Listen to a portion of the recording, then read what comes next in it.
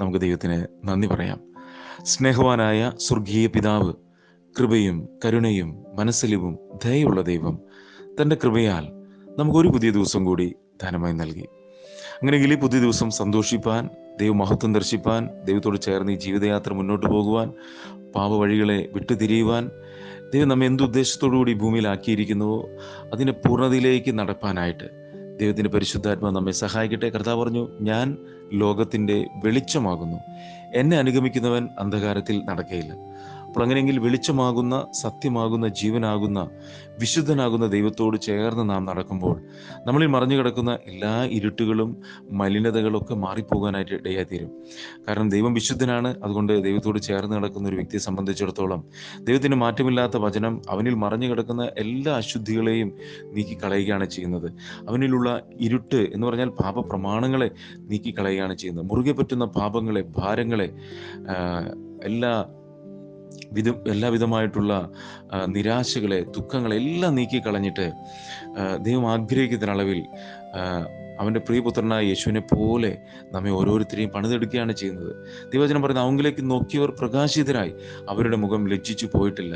അതുകൊണ്ട് ദൈവമുഖത്തേക്ക് നോക്കുവാനായിട്ട് ദൈവത്തിൻ്റെ പരിശുദ്ധാത്മാവ് നമ്മെ സഹായിക്കട്ടെ. ഓരോ ദിവസവും ഏറ്റവും മനോഹരമാണ്, ഏറ്റവും പുതിയതാണ്. ഇതുവരെ നമ്മൾ കാണാത്ത സാഹചര്യങ്ങളിൽ കൂടി, അവസ്ഥകളിൽ കൂടി ഒക്കെയാണ് നമ്മൾ കടന്നു പോകുന്നത്. പലവിധമായിട്ടുള്ള വഴികളിൽ കൂടി നമ്മൾ നടക്കുന്നു. നമ്മൾ ഇതുവരെ കാണാത്ത വ്യക്തികളെ നമ്മൾ കാണുന്നു. നമ്മൾ ആയിരിക്കുന്ന സ്ഥലങ്ങളിൽ തന്നെ ചിലപ്പോൾ നമ്മൾ വർഷങ്ങളായിട്ട് താമസിക്കുന്നതായിരിക്കാം. പക്ഷെ നമ്മളുടെ വീടിന് അടുത്തുള്ള വഴികളിൽ കൂടി പോലും നമ്മൾ ചിലപ്പോൾ സഞ്ചരിച്ചിട്ടുണ്ടാവില്ല. നമ്മൾ എത്രയോ പുതിയ വ്യക്തികളെയാണ് ഓരോ ദിവസവും കാണുന്നത്. അപ്പോൾ അതുകൊണ്ട് ഒരു ദിവസം ഏറ്റവും മനോഹരമാണെന്ന് പറയുമ്പോൾ നമ്മൾ അഭിമുഖീകരിക്കുന്ന സാഹചര്യങ്ങളാണ് പലപ്പോഴും ഒരു ദിവസം നല്ലതാണോ ചീത്തയാണോ എന്നൊക്കെ നാം തീരുമാനിക്കും. എന്നാൽ പ്രിയമുള്ളവർ, ഓരോ ദിവസവും ഏറ്റവും മനോഹരമാണ്, ഏറ്റവും പുതിയതാണ്. അതുകൊണ്ടാണ് ദൈവവചനം പറയുന്നത്, സന്തോഷിപ്പീൻ. ഞാൻ പിന്നെയും പറയുന്നത്, സന്തോഷിപ്പീൻ. ധാന്യം വീഞ്ഞ് വർദ്ധിക്കുമ്പോഴാണ് മനുഷ്യർക്ക് സന്തോഷമുണ്ടാകുന്നത്. എല്ലാ നന്മകളൊക്കെ ഉള്ളപ്പോൾ, ബാങ്ക് ബാലൻസ് ഉള്ളപ്പോൾ, ആരോഗ്യമുള്ളപ്പോൾ, തിന്നാനും കുടിക്കുവാനൊക്കെ ഉള്ളപ്പോൾ, നല്ല വസ്ത്രങ്ങളുള്ളപ്പോൾ, ഭവനമുള്ളപ്പോൾ, വാഹനമുള്ളപ്പോൾ ഒക്കെ എല്ലാവർക്കും സന്തോഷമാണ്. ആ സന്തോഷത്തെക്കുറിച്ചല്ല ദൈവരാജ്യത്തിലെ സന്തോഷം എന്ന് പറയുന്നത്. ദൈവരാജ്യത്തിലെ സന്തോഷം എന്ന് പറയുന്നത് നിലനിൽക്കുന്ന നിത്യതയുടെ പ്രകാശനമാണ് ഒരു വ്യക്തിയെ ഏറ്റവും സന്തോഷവാനാക്കി മാറ്റുന്നത്. കാരണം ഇതൊക്കെ നശിച്ചു പോകുന്നതാണ്, ഇതെല്ലാം തീക്കായി ചുട്ടഴിയുവാനുള്ളതാണ്.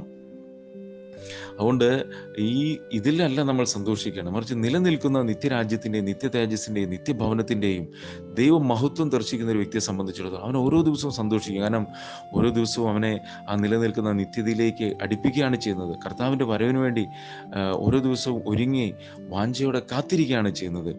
ആ ഒരു തിരിച്ചറിവ് നിലനിൽക്കുന്ന നിത്യതയിലേക്ക്, നിത്യനായ ദൈവത്തോടു കൂടെ തേജസ്സുള്ള ശരീരത്തിൽ, മരണമില്ലാത്ത തേജസ്സുള്ള ശരീരത്തിൽ, സ്വർഗത്തിലും ഭൂമിയിലും വസിക്കുന്ന ശരീരത്തിൽ, സമയത്തിനും കാലങ്ങൾക്കപ്പുറം സഞ്ചരിക്കുന്ന ആ ശരീരത്തിൽ ദൈവത്തിൻ്റെ പുത്രപുത്രന്മാരെ നിത്യത മുഴുവൻ വസിക്കുന്ന കാര്യത്തെക്കുറിച്ച് ഒരു വ്യക്തിക്ക് ഇത് വെളിപ്പെട്ട് കിട്ടിയാൽ അവൻ എല്ലായ്പ്പോഴും സന്തോഷിക്കും. ജീവിത സാഹചര്യങ്ങളിലൊന്നും ഒരു അവസ്ഥയിലും അവൻ ഭയപ്പെടത്തില്ല, ഭാരപ്പെടത്തില്ല. കാരണം ഇത്രയും വലിയവനായ ദൈവം നമ്മളോട് കൂടെയുണ്ട്. ആ കർത്താവ് നമ്മളോട് എല്ലായ്പ്പോഴും പറയുന്നതാണ്, ഭയപ്പെടേണ്ട, ഭ്രമിച്ചു നോക്കേണ്ട, ഞാൻ നിന്റെ ദൈവമാണ്, ഞാൻ നിന്നെ ശക്തീകരിക്കും, ഞാൻ നിന്നെ കരുതും, ഞാൻ നിന്നെ നടത്തും, ഞാൻ നിന്നെ താങ്ങി പരിപാലിച്ച് ഓരോ ദിവസവും ജീവന്റെ സമൃദ്ധിയിലേക്ക് നടത്തും, ഞാൻ നിന്നെ കൈവിടത്തിൽ ഉപേക്ഷിക്കും. അപ്പോൾ ഈ വചനമൊക്കെ നമ്മെ ബലപ്പെടുത്തി സന്തോഷത്തോടെ നമ്മൾ കാണുന്നവർ യേശുവിനെ കാണുന്ന അളവിലേക്ക് നമ്മളായിത്തീരണം. അതുകൊണ്ട് ഈ ഇന്നത്തെ ദിവസം ദൈവികമായിട്ടുള്ള സന്തോഷവും സമാധാനമൊക്കെ അനുഭവിക്കാനായിട്ട് ദൈവത്തിൻ്റെ പരിശുദ്ധാത്മാവ് നമ്മെ സഹായിക്കട്ടെ. ഇന്നത്തെ ചിന്തയ്ക്കായിട്ട് യോഹന്നാൻ എഴുതിയ സുവിശേഷം അതിൻ്റെ 11-ാം അധ്യായം 40-ാം വാക്യമാണ്. യോഹന്നാൻ്റെ സുവിശേഷം 11-ാം അധ്യായം എന്ന് പറയുമ്പോൾ നമുക്കറിയാം, അവിടെ ലാസറിനെ ഉയർപ്പിക്കുന്ന സംഭവമാണ് അവിടെ നടക്കുന്നത്. എന്ന് പറഞ്ഞാൽ ലോക ചരിത്രത്തിൽ ഇന്ന് വരെ സംഭവിക്കാത്തതും ഇന്നും തങ്കലിപികളിൽ എഴുതിയിരിക്കുന്നതായിട്ടുള്ള വലിയൊരു സംഭവമാണത്. കാരണം മരിച്ച് ഇന്നും ദൈവങ്ങൾ എന്ന് പറഞ്ഞ് മറ്റു പലതിനെയും ആരാധിച്ചുകൊണ്ട് നിരാശയിലും ദുഃഖത്തിലും വേദനയിലൊക്കെ ആയിരിക്കുന്നെങ്കിൽ ഈ ജീവനുള്ള ദൈവത്തിൻ്റെ അടുക്കിലേക്ക് കടന്നു വരുവാനായിട്ട്, കർത്താവിൻ്റെ അടുക്കിലേക്ക് കടന്നു വരുവാനായിട്ട് ഞാൻ നിങ്ങളെ ആഹ്വാനം ചെയ്യുകയാണ്. യേശുവിൻ്റെ അടുക്കിലേക്ക് കടന്നു വന്നാൽ യേശു നമ്മൾ ഒരു നാളും കൈവിടത്തില്ല, ഉപേക്ഷിക്കത്തില്ല. ആ കർത്താവ് നമുക്ക് വേണ്ടിയാണ് കാൽവരി ക്രൂശിൽ തകർക്കപ്പെട്ടത്. ആ കർത്താവ് നമ്മളെ ഓരോരുത്തരെയും സ്നേഹിക്കുന്നു. അതുകൊണ്ട് ഇവിടെ പറയാണ്, മാർത്തയും മറിയയുമുണ്ട്. അതിൽ മാർത്ത പറയാണ്, മാർത്തയോട് യേശു പറയാണ്, യേശു അവളോട്, വിശ്വസിച്ചാൽ നീ ദൈവത്തിൻ്റെ മഹത്വം കാണും എന്ന് ഞാൻ നിന്നോട് പറഞ്ഞില്ലയോ?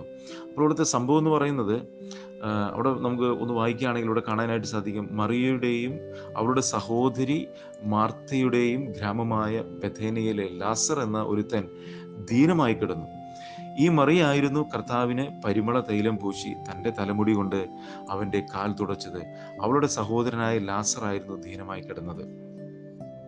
അപ്പോൾ ലാസർ ദീനമായി കിടക്കുന്നു, അത് യേശുവിനെ അറിയിക്കുന്നു. പക്ഷേ യേശു ഇരുന്ന സ്ഥലത്ത് 2 ദിവസം കൂടി പാർത്തു എന്ന് അവിടെ പറയുകയാണ് ചെയ്യുന്നത്.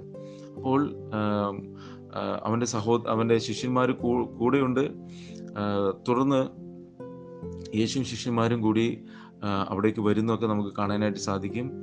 അപ്പോൾ അവിടെ വരുന്ന സമയത്ത് ഉള്ള സംഭാഷണങ്ങളിൽ ഒന്നാണ് ഇവിടെ പറയുന്നത്. അവിടെ ഭവനത്തിലേക്ക് വന്നതിന് ശേഷം പറയുന്ന 1-2 കാര്യങ്ങൾ നമുക്ക് കാണാനായിട്ട് സാധിക്കും. യേശു അവിടെ എത്തിയപ്പോൾ അവനെ കല്ലറയിൽ വെച്ചിട്ട് 4 ദിവസമായി എന്നറിയിച്ചു. മാർത്തയും മറിയയും സഹോദരനെ കുറിച്ച് ആശ്വസിപ്പിക്കേണ്ടതിന് പല യഹൂദന്മാരും അവരുടെ അടുക്കൽ വന്നിരുന്നു. യേശു വരുന്നു എന്ന് കേട്ടിട്ട് മാർത്ത അവനെ എതിരേൽക്കുവാനായിട്ട് ചെന്നു.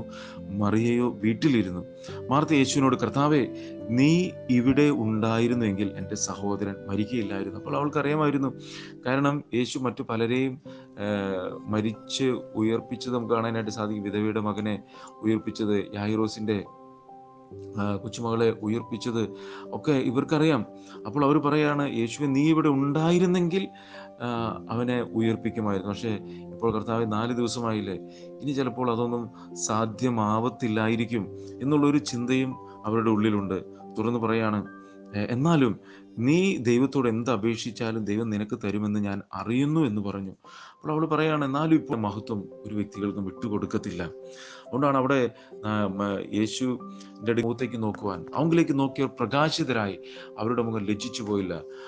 വിശ്വസിച്ചാൽ നീ ദൈവത്തിൻ്റെ മഹത്വം കാണുമെന്ന് ഞാൻ നിന്നോട് പറഞ്ഞില്ല. കർത്താവെ, അങ്കിൽ പൂർണ്ണമായി വിശ്വസിക്കാൻ തക്കവണ്ണം വിശ്വാസത്തെ വർദ്ധിപ്പിക്കണമെന്ന് പ്രാർത്ഥിക്കുന്നു.